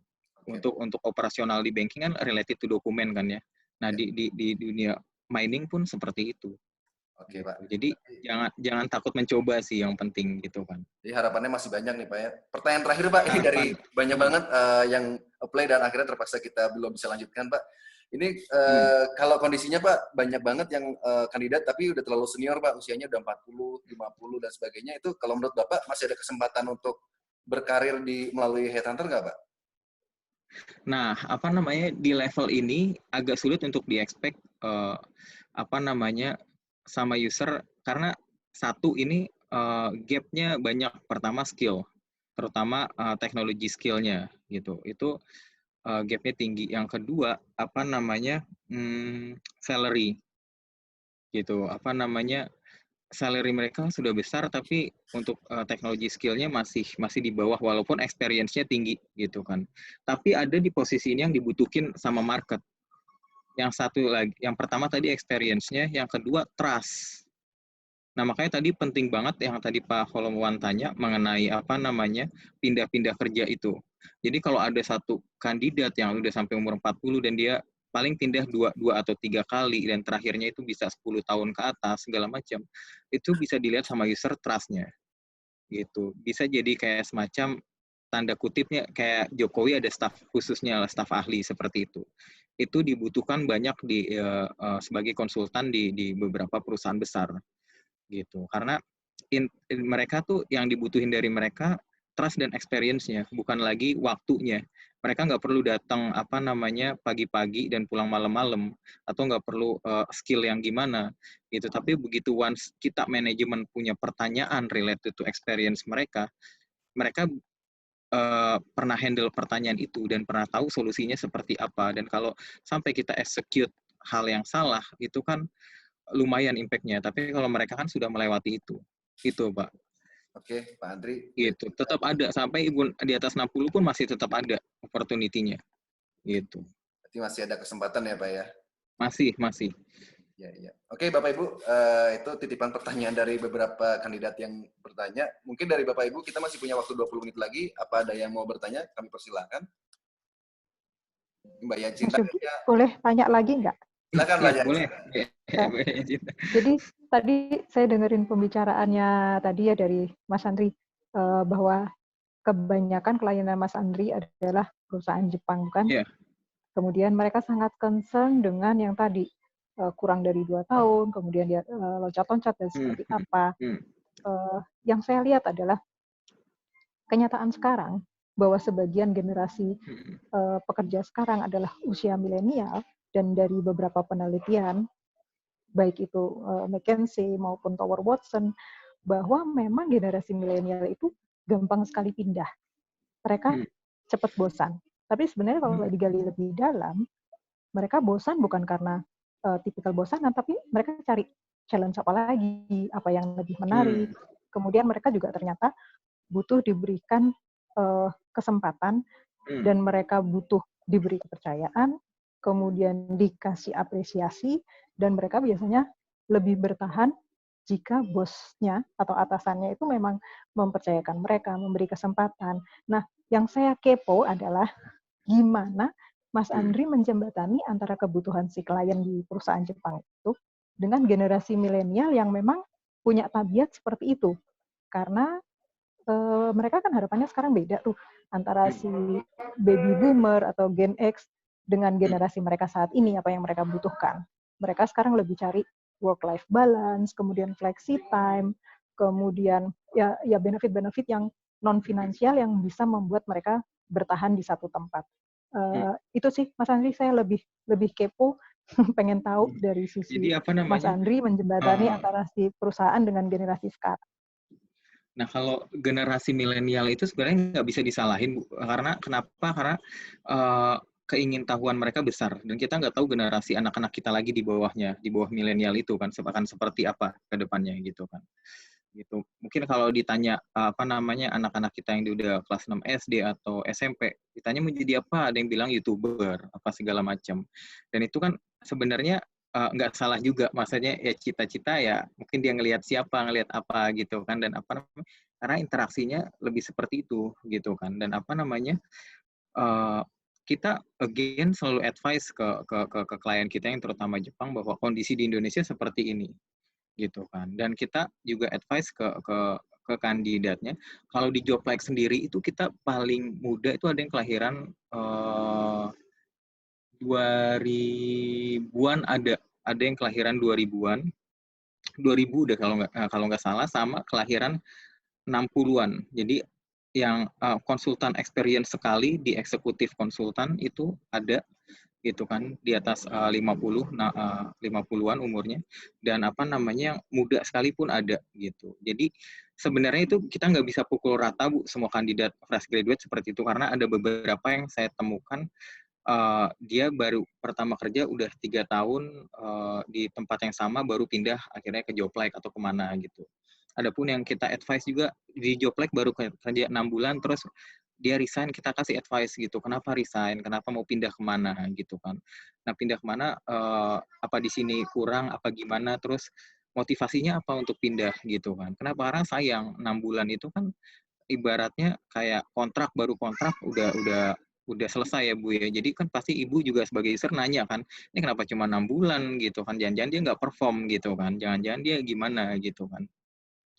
Itu sampai sekarang kita masih lakuin, Bu. Jadi dari diri kita sendiri itu kita tulis di anak-anak itu internship buka tutup kurung itu studying gitu. Jadi kita nggak internship buka tutup kurung itu working gitu. Jadi karena beberapa di startup company dia untuk anak-anak ini belajar, dia kan put internship. Tapi anak-anak ini ngerasa itu working gitu. Jadi itu yang salah. Internship itu studying gitu. Dia belajar dunia kerja itu seperti apa gitu. Jadi dari startup yang satu ke startup yang lain bisa 3 bulan, terus startup lagi yang beda 3 bulan. Padahal itu the whole itu internship, dia belajar gitu kan. Dan itu yang mindset itu yang kita harus tumbuhin, dan dari internship ini mereka belajar ini apa yang mereka pelajari gitu kan. Mereka bisa nggak buat zero sick leave, mereka bisa nggak buat selalu on time gitu kan, mereka bisa nggak jadi employee of the month, most valuable person atau apa gitu. Jadi ada apa yang udah achievement yang dia lakuin selama internship gitu. Seperti itu. Jadi yang kita selalu buat campaign itu sih ke anak-anak fresh grad. Even kita kan kerjasama juga sama UI, sama BINUS, sama Presiden University. Nah, kita coba campaign itu terus gitu. Jadi kalau udah masih muda aja udah yang 6 bulan, 9 bulan keluar, terus 1 tahun keluar, terus balik lagi 3 bulan keluar. Itu memang nggak salah punya mindset kita challenge apa gitu kan, tapi dia harus lihat konsekuensi ke depannya seperti apa gitu. Itu karena mereka nggak tahu konsekuensinya seperti apa, Bu. Jadi nggak ada yang tahu kalau user itu melihat juga dari period waktu kerja itu kan. Gitu. Jadi mereka ya have fun aja, yang penting dari startup yang kecil terus ke startup yang besar dan ke startup yang lebih besar lagi gitu. Jadi mereka cuma namanya aja, wah kerja yang di hijau ini loh, warna hijau gitu kan. Wah warna biru gitu kan. Jadi mereka bangga kerja itunya, jadi wah kerja di sini loh gitu. Iya, mereka sepertinya nothing tulus aja gitu kalau keluar masuk kerjaan gitu. Iya. Ya, jadi paksa. Udah gue cabut aja. Emang kenapa? Iya. Iya gitu. Dan again kita kan kita selalu put ada reference check segala macam. Jadi mereka mau nggak mau sih harusnya berpikir panjang seperti itu. Main cabut-cabut aja besok tiba-tiba nggak show up gitu kan. Kan banyak tuh yang milenial kayak gitu kan. Iya. Itu maksudnya dimarahin sedikit udah down, dikasih pressure sedikit down gitu kan. Padahal itu it's common gitu kan. Ini namanya pembalap tuh pasti jatuh, petinju pasti kena pukul gitu kan. Ini namanya kita kerja pasti kena marah gitu kan. Apalagi kalau kita salah gitu, nggak salah aja kita bisa kena marah, apalagi salah gitu kan. Ya kalau nggak mau gitu ya kita buka perusahaan sendiri gitu kan. Cuman kan udah beda lagi konteksnya. Tapi itu terjadi, saya pernah alamin. Jadi saya tanya kenapa dia mau keluar gitu. Ini milenial banget. Padahal dia talent yang cukup bagus ya. Saya tanya kenapa kamu mau keluar? Oh nggak apa-apa sih Bu. Terus saya bilang, udah ngobrol sebentar. Ternyata dia bilang iya. Dia kemarin habis dimarahi bosnya, atasannya, dan dia merasa nggak nyaman dengan cara menegur bosnya itu. Di meja saya dia taruh surat resign. Serius nih, kamu nggak tertarik untuk pindah bagiannya? Nggak Bu, saya mau resign aja gitu. Ya udah, kemarin dimarahin, hari ini dia tulis surat resign. OMG. Ya itulah salah satu anak milenial begitu. Ya, jadi itu yang agak sulit. Even saya pernah juga terima kandidat kita lah, maksudnya karena fresh grade level-level accounting staff, mungkin dia apply kayak CC gitu kan, kartu kredit gitu kan, dan si SR-nya nggak dikasih tahu kalau dia apply itu, dan besoknya ada bank yang coba koreksi, maksudnya kan dia checking kan? Ya, banking dia mau state benar nggak si anak ini kerja di sini karena dia udah apply gitu kan. Ya karena nggak dikasih tahu ya jawaban usernya, jawaban SR-nya mungkin nggak sesuai gitu kan. Dan dia komplain si kandidat ini kan ke SR, kok gini sih saya nggak di-approve jadinya bla bla bla gitu kan. Ya terus karena dia komplain, mungkin SR-nya secara nggak sengaja marahin dia gitu di depan umum gitu kan, di depan teman yang lain, oh kamu yang ituin kartu kredit bla bla bla gitu, dan dia langsung nangis ke kamar mandi gitu. Ya udah akhirnya dia nggak lama resign gitu kan, dan itu langsung WhatsApp kita konsultan di Joblike, langsung kita discuss gitu. Jadi ya it's happen gitu. Jadi emang jadi mereka belum punya muka tembok atau seperti apa, jadi padahal ya kita cuek aja kan ya, maksudnya zaman kita dulu dimarah-marahin atau gimana, atau mungkin yang lebih parah sampai ini belum selesai juga kerjaan sampai malam-malam. Mungkin ada beberapa dari kita yang dulu mungkin sampai nginep di kantor gitu. Yes. Itu mungkin yang mereka belum rasain gitu. Dan again itu sebenarnya bukan cuma PR kita sebagai konsultan untuk advice itu, tapi dari rumah sih Bu, gitu. Ya, jadi gimana kita ngedidik anak-anak kita untuk tetap selalu bersyukur gitu, bahwa bersyukur kita masih punya pekerjaan gitu, masih sibuk dengan pekerjaan kita daripada sibuk mencari-cari kerja gitu. Itu yang mindset itu yang belum ada gitu. Jadi itu PR kita semua sebagai orang tua sih, tanda kutip. Gitu. Dan biasanya sambil bercanda, saya suka bilang sama tim yang milenial atau anak-anak yang baru direkrut, saya bilang gini, kalian tahu nggak bahwa 90% dari gaji kalian adalah untuk dimarahin atasan, yang 10% kerja. Aduh. Ya jadi ya seperti itulah. It's the fact. Thank you Mas Andrian sharingnya. Sama-sama Cinta. Oke, wah ini menarik banget ya buat yang teman-teman masih milenial tuh, masukan dari head HRD nih. Pak Andri, ini ada dua rekan kita yang mengangkat tangannya dari tadi, ada Pak Santi juga Pak Rey Kazama. Dari namanya kayaknya dari orang Jepang nih, Rey Kazama nih. Oke, mungkin boleh Pak Sandi atau Rey Kazama yang on duluan, silahkan bertanya. Iya, selamat sore. Sore. Bapak Ibu semuanya di sini. Ya. Perkenalkan, saya Sandi. Saya dari salah satu bank asing di Jakarta, dari Bank Korea. Kebetulan saya tertarik sekali dengan bahasan ini. Untuk milenial ya, yang dikatakan sama Bapak ini tadi, benar-benar yang saya rasa alami maksudnya. Saya kan manajemen trainee di bank tersebut. Baru 1,5 tahun lah ya. Nah, memang benar Pak, milenial itu memang mereka masih prestis, istilahnya pengennya kerja di perusahaan yang well-known company, yang terkenal, yang gede gitu. Nah, itu juga yang bikin saya juga, saya masih muda, saya umur belum 26, mumpung saya belum terlalu tua, saya pengen cepat-cepat resign, pindah ke perusahaan besar. Nah, teman-teman saya juga begitu Pak. Tetapi saya juga sempat berpikir, kalau saya pindah-pindah begini, saya nggak ngerti ke depannya itu, saya nggak mau dicap kurang loyal terhadap perusahaan seperti itu Pak ya. Nah, yang saya tanyakan di sini, kebetulan saya di business unit di RM, saya tuh kan lihat itu di LinkedIn Pak ya, untuk papernya rata-rata RM kalau dari bank swasta apa asing tentunya ya, itu biasanya kan tiap 2 tahun, 1,5 tahun dia udah move ke bank lain ya. Kalau untuk seperti posisi marketing di bank, apakah juga kita harus lihat masa kerja minimal ya 2 tahun seperti yang Bapak bilang tadi? Atau bagaimana tuh Pak untuk masukan buat saya sebagai milenial nih, orang yang baru pertama kali kerja, itu untuk karir saya, enhancement karir saya ke depan tuh gimana? Apa saya berusaha tetap lama di pekerjaan saya saat ini atau sekiranya ada tawaran lebih baik saya mungkin move seperti itu ya. Terima kasih Pak ya. Pak Sandi, ini Bank Koreanya buku 2 ya Pak? Iya, saya salah satu bank buku 2. IBK Bank atau Hana Bank? Saya bukan, saya Bukan. Sinan. Oh, oke, tahu. Nah, apa namanya, yang seperti Bapak bilang tadi, apa namanya, banyak juga, apa namanya, sebenarnya bukan cuma di industri bank, tapi juga di industri seperti manufaktur, mereka juga melihat ingin di perusahaan yang lebih besar gitu kan. Itu again tergantung kita sendiri sih Pak, mau jadi apa namanya, ikan besar di kolam yang kecil atau ikan kecil di kolam yang besar gitu kan, Pak Sandi. Kenapa? Karena again nanti diri kita yang sekarang atau diri kita yang 5 tahun nantinya itu kan tergantung kita mau menentukannya seperti apa.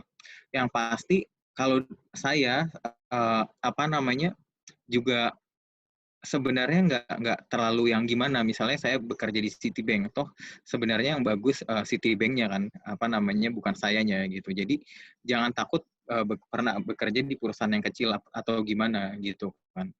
Dan jangan takut juga untuk tetap meniti karir di sana gitu sampai ada momen yang tepat untuk nantinya bisa pindah gitu ke tempat yang lebih baik gitu kan. Sebenarnya bukan tempat yang lebih baik juga. Kenapa saya bilang itu belum tentu lebih baik.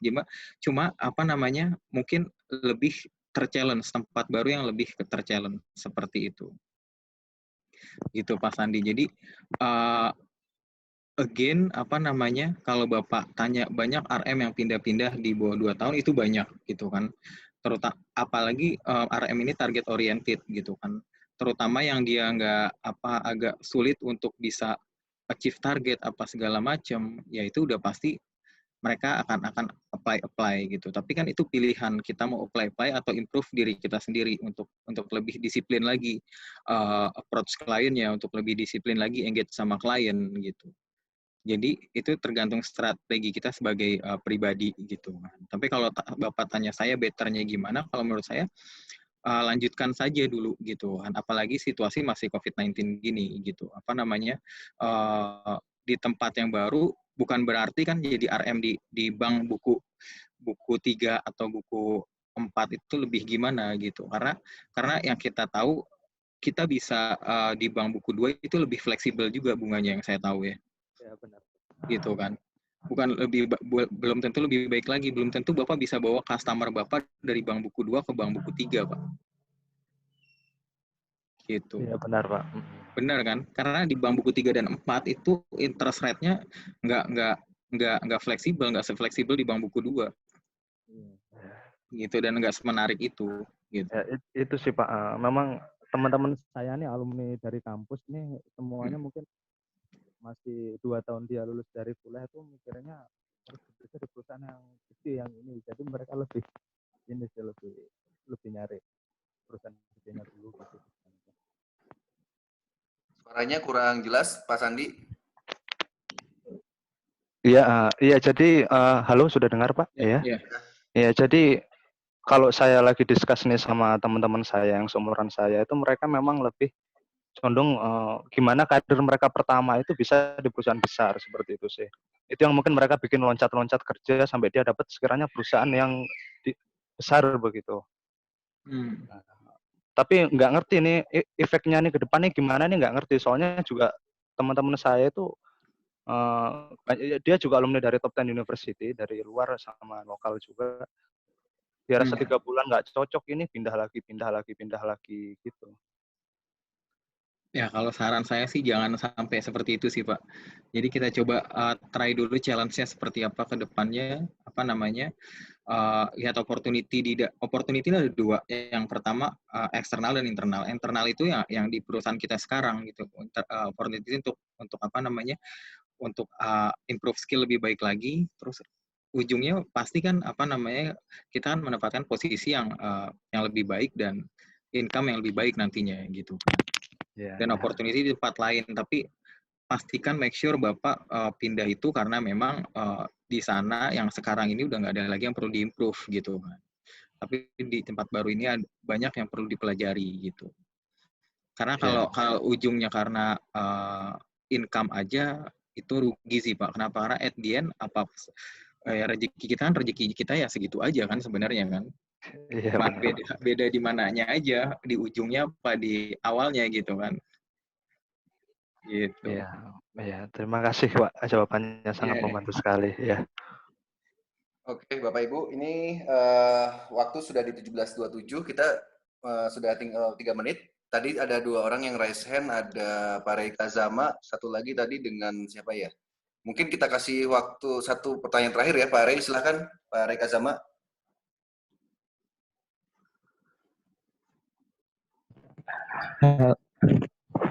Halo Pak Andri. Iya, Pak Reka, gimana Pak? Ya, terima kasih Mas Kang Yogi. Ini cuman mau tanya, penasaran nih. Kan saya pernah waktu itu sama HR. Jadi itu baru pertama kali saya terima pertanyaan tentang. Kenalkan dulu dari bank mana Pak, biar tahu. Oh, kalau ini Ray, panggilnya Ray. Itu Bank CCB sekarang. Oke. Bank CCB Pak. Oke, CCB China ya. Construction. Chinese ya. China Construction. Yang sebelum pindah ke sini tuh udah beberapa kali ngalamin yang namanya interview. Cuman ada satu interview tuh yang saya penasaran, pengen tahu. Itu jadi ada pertanyaan, bukan cuma tanya keluarga, tapi tanya pacar, Pak. Oke. Kalau yang standar kan mungkin tanyanya udah berkeluarga atau belum. Tapi ini tanyanya kalau pacar udah punya gitu. Nah itu sepanjang saya interview baru itu mendapat pertanyaan kayak gitu. Tapi pada saat itu Bapak sudah berkeluarga? Enggak? Belum. Single? Emang single. Makanya itu jadi pertama kali saya terima pertanyaan itu, jadi saya jadi nggak bisa jawab. Jadi cuman diem aja gitu. Cuman gitu aja jadinya.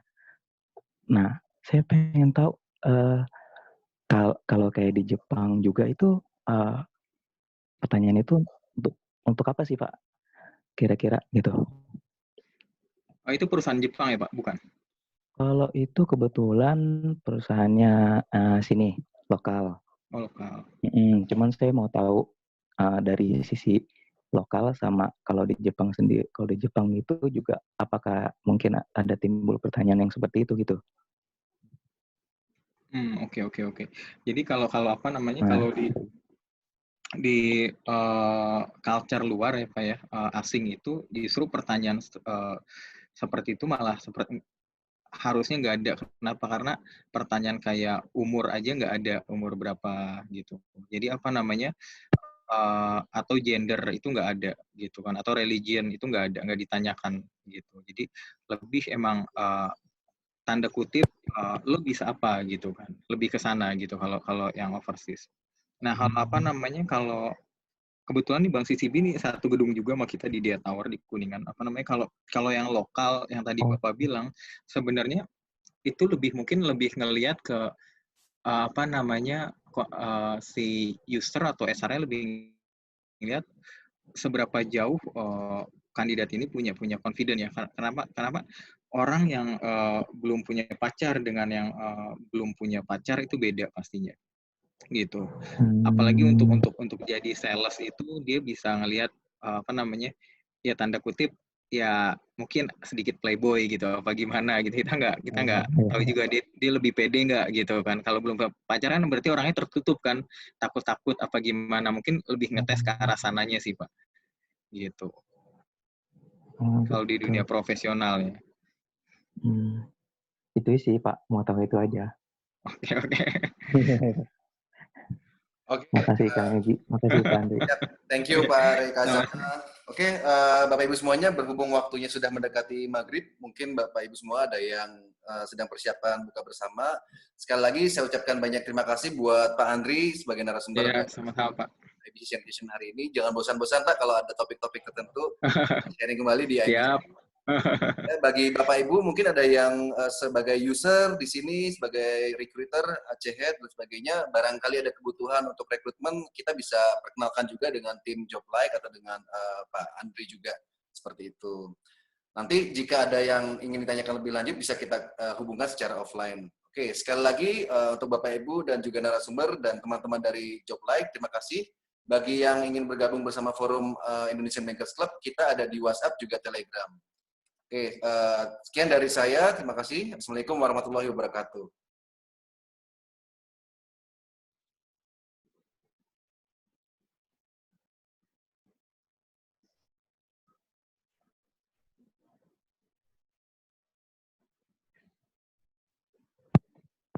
Sorry putus buat Bapak Ibu yang nanti seandainya ada memiliki kebutuhan dengan Joblike, nanti bisa kita hubungkan juga dengan tim Joblike atau juga dengan Pak Andri terkait dengan rekrutmen dan lain sebagainya.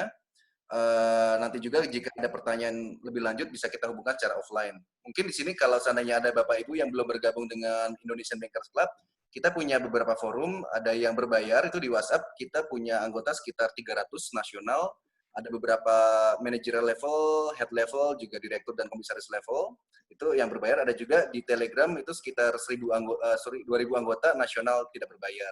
Nanti mungkin Pak Andri dari tim Joblike, kalau ada yang berkenan boleh join dengan forum kita ya Pak ya? Iya siap Pak. Oke, sekali lagi. Terima kasih banyak Pak. Ya siap. Sekali lagi saya ucapkan terima kasih buat Bapak Ibu semuanya sudah bergabung.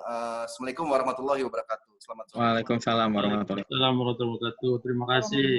Terima kasih semuanya ya. Terima kasih semuanya. Selamat sore semuanya.